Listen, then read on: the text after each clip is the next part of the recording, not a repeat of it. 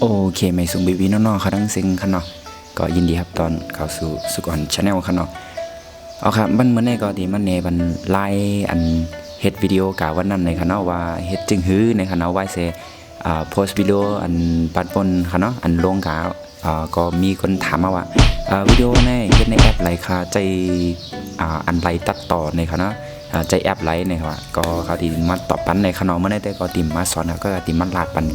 จึงนั่นเงี้ยขนมตีมันเนด้วยเขาว่าเบื้องหลังมันในขนมเขาเฮ็ดจื้อนะครับตั้งสู้ก็ตีว่า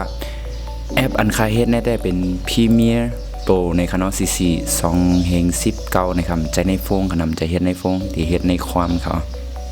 เป็นในคณะก็พอผุยมาก็ตีเป็นจึงในคณะหน้าตามันเป็นอันแนวค่ะก็ติมันลัดในเข้าๆเลยค่ะเนาะว่าเฮ็ดจื้อในค่ะเนาะก็เอาวิดีโอเข้ามาแน่ๆนั่นค่ะเนาะก็เอาแล้วก็เอามาตัดต่อก็เอาหลายคลิปมาวางจำกันเขาเฮ็ดจริงในค่ะเนาะเหมือนหนังหันอยู่นะครับแล้วก็ตีเปลี่ยนมาที่นั่นค่ะเนาะเพลงความก็กันเลยเขาใน YouTube ก็เลยก็เพลงความบางทีแน่มันตีมีเหมือนถึง copyright ค่ะเนาะอันนั้นก็ตีเลยปันเครดิตเพิ่นก็ในแต่ก็ดีมีค่ะนะก็อันมีก็ปีไรก็มีเพลงความมาแสแล้วก็ตั้งไตนั่นเสียงอันซึ่งสร้างที่นั่นก็เอามาแสวแค่เนาะเอฟเฟกต์ตั้งหนึ่งตัวที่นั่นก็เอามาแสวมันก็ค่ะพอตัวเต็มได้ก็ตีเป็นจึงไหนค่ะเนาะอันนี้เป็นคลิปอันหนึ่งอันในมาต่อกันนะนี่เป็นซองเสียงค่ะนะ2อันเนี่ยขยับไปอย่างนั้นค่ะนะพอไปย้ำเฮ็ดแต่ก็พอย้ำเฮ็ดแล้วก็ตีเป็นเบสิกมันค่ะย้อนเลยความพอแห้งเนาะความบ่แห้งเลยตีเฮ็ดอะไรกันในเพื่อนะสังเกตว่าความแห้งเลยในได้ก็ยังตีเฮ็ดอะไรทางแคมเลยในกันความคันในอันใจไปมาเหลือในเป็น ASUS ZenBook อันเป็น i5 Gen 8นั่นไงขนาดนั้นบ่แห้งต่อแต่เฮ็ดอะไรกันในแก่งกับค่ะเหลือนั้นได้ก็บ่แคมค่ะเนาะตั้งมันตีนักแห้งนะครับเนาะเหมือนมือเหลียวในอันนั้นจอกับเจ้าแม่ก็ไม่เฮ็ดที่ไหนเจ้าแม่ยังหยาบขนาดนะเรือนก็ผมใครกว่าค่ะตั้งหลังก่อนเขาเฮ็ดจังไหนค่ะนะพอหมอเฮ็ดมันได้ก็มันง่ายนะครับพอหมอเฮ็ดได้ก็หยาบไปอย่างกันเนาะดีเลยใจเย็นใจยาวแทงอ่ะ มันดีเหมือนจังว่า1 อิด 1 ออด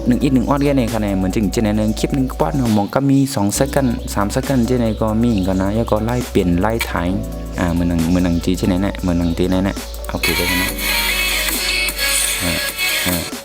เปลี่ยนก้าวเปลี่ยนกระทั่งจังไหนนะ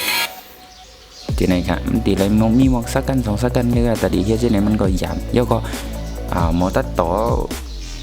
มาเฮ็ดก็ไปโอเคก็ไล่ถ่ายมันมีทางนั้นกันนะเนาะอันไทยมันก็ถือว่า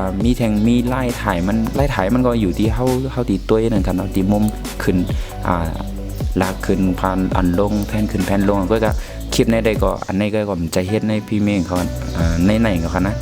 ตะวันขึ้นมาในกันนะเนี่ยขึ้นมาไวๆที่นั้นแล้วก็อันนี้ก็เหมือนกันเนาะค่ะคลิปในมีหลายไซส์กันแกงเขานะมันในกันนะอันนี้เขาแล้วกองถ่ายเขากับตั้มไว้ค่ะนะเอากับตั้มไว้ห่างไว้คือไงมันติไหลมาเป็นอันเป็นทำแลบนั่นค่ะเนาะเขาเฮ็ดที่นั้นที่มี 2-3 อันกันนั่นน่ะแล้วก็มันติดไหลมาเหมือนจริงเอาค้างไว้หึงๆครับแล้วก็มาเฮ็ดให้มันเป็นไวๆนะอันนั้นอยู่ที่เฮาถ่ายแล้วเอามากับกันนึงขึ้นมาแล้วแล้วก็เหมือนจริงอันนี้ก็พอมาถึงอันนี้ก็เหมือนกันเนาะครับคลิปนี้ก็เอาให้ทำแล้วไปครับเนี่ยเนาะตั้งเนื้อในอันนี้ก็เอามาใส่ตั้งเนื้อเนี่ยมันสิหายมันสิออกมาลอยๆมันสิหายกันลอยๆนั่นช็อตนี้กันนะนี่มันสิหายก็มันดูสิเปลี่ยนกันแทงอันนึงจังได๋แก่งก็กันนะอันไรเฮ็ดก็ที่เฮ็ดแน่ๆพอเฮ็ดแน่ๆยาวเนี่ยวิดีโออันเฮามานั่นสังเกตว่าพอจักใจสีมันเนี่ยเฮามาใส่ทางตั้งไหนมันดีนักเอาอินเนี่ยความในบ่ดีเฮ็ดเหมือนจังตัดต่อจังได๋เต้ๆเนี่ยมันโหลความอันแห้งอินกันนะอันแห้งสังเกตว่าเป็นความตั้งโตในแค่เดียวเพราะเป็นความเป็นโน้ตบุ๊กเหมือนจังไหนได้ก็มันดีพอเป๊ะดีๆกันนะครับก็เช่นในแก่งเขาเนาะอันว่าเฮ็ดตีไรเฮ็ดจื้อเนี่ยก็คือสอนเป็นพรีเมียร์ในเขาก็ว่าซื้อๆกันเอาไปพอเปรีต่อเตหมอเฮ็ดไรก็แลคือพอดีคือสอนกำเดียวแต่ก็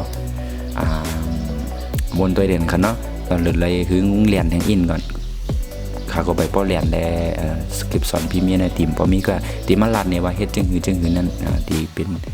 จ ริงไหนแก้วค่ะเอาค่ะก็คลิปในก็มีหนังไหนแก้กันเนาะสังที่ว่ามีตั้งอันดึงจื้อใครผู้ยังทางไหนปันไว้ดีคอมเมนต์กันเนาะเนื้อเพจก็ดี